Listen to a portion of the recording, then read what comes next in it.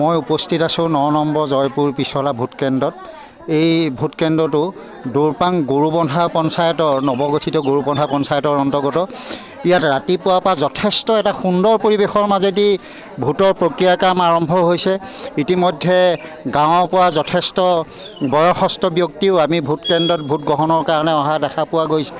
গতিকে ৰাইজেও যথেষ্ট সহযোগিতা আগবঢ়াইছে। হয়, যিসকল প্ৰতিনিধি ওলাই যাব, যিসকল জয়যুক্ত হ'ব, তেওঁলোকৰ দ্বাৰা এটাই আশা কৰোঁ যে সৰ্বাংগীন উন্নয়ন সাধন, সামাজিক, ৰাজনৈতিক, মানসিক, শৈক্ষিক সকলো দিশৰ পৰা যাতে তেওঁলোকে সকলো দিশৰ পৰা যাতে আমাৰ এই সমাজখন উৎকৰ্ষ সাধন হয়, সেইটো আমি বিচাৰোঁ।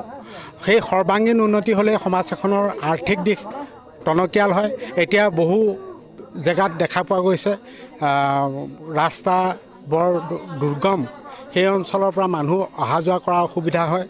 বহু লোকৰ পথাৰৰ পিনে যিবিলাক ঘৰ আছে সেইবিলাকৰ যোৱা অহা ব্যৱস্থা হোৱা নাই।